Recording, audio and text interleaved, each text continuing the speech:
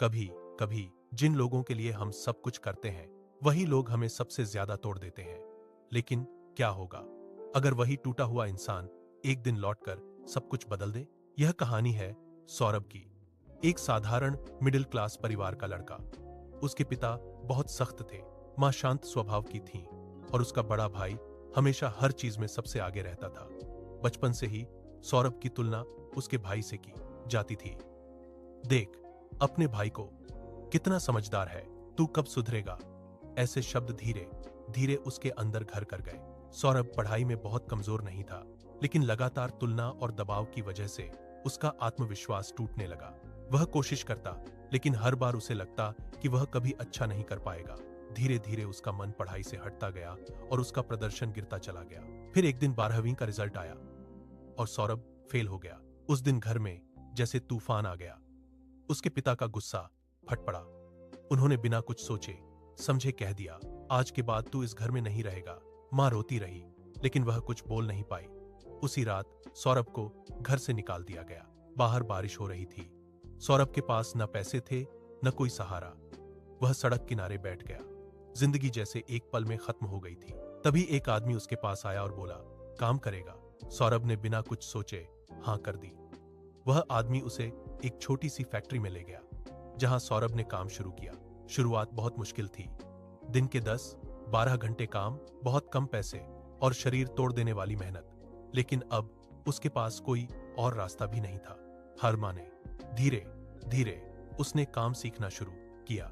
उसने हार नहीं मानी। कुछ महीनों में ही उसका काम इतना अच्छा हो गया कि उसे प्रमोशन मिल गया। वह अब सुपरवाइजर बन गया था।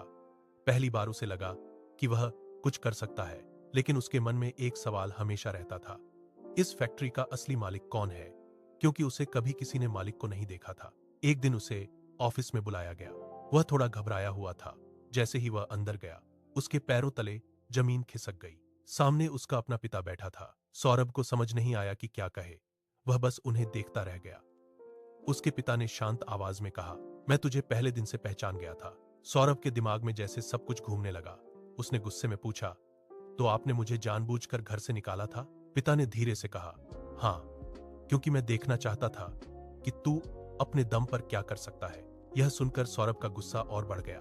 तो आपको मुझे इस हालत में देखना था? सड़क पर छोड़ देना था? पिता की आंखों में आंसू आ गए। तू कभी कमजोर नहीं था सौरभ, बस तू खुद को कमजोर समझने लगा था। मैं चाहता था कि तू अपनी असली ताकत पहचाने। दोनों कुछ देर तक चुप रहे। सालों का दर्द उस खामोशी में साफ महसूस हो रहा था। तभी अचानक सौरभ के पिता की तबीयत बिगड़ गई और वे वहीं गिर पड़े। उन्हें तुरंत अस्पताल ले जाया गया।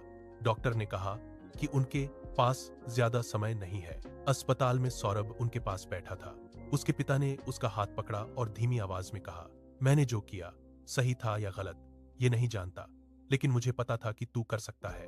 सौरभ की आंखों से आंसू बहने लगे। पिता ने आखिरी बार कहा, अब ये सब तेरा है, और उनकी आंखें हमेशा के लिए बंद हो गईं। कुछ महीनों बाद सौरभ उस फैक्ट्री का मालिक बन चुका था, लेकिन उसने एक बड़ा फैसला लिया। उसने उस फैक्ट्री में उन बच्चों को काम देना शुरू किया जिन्हें उनके घर से निकाल दिया गया था या जिनके पास कोई सहारा नहीं था। वह उन्हें सिर्फ काम ही नहीं बल्कि एक मौका देता था। एक दिन किसी ने उससे पूछा, तुम ऐसा क्यों करते हो? सौरभ ने मुस्कुराकर जवाब दिया, किसी को तो मौका देना पड़ेगा, जैसा मुझे मिला था। जिंदगी ने उसे तोड़ा जरूर था, लेकिन उसी टूटन ने उसे मजबूत बना दिया।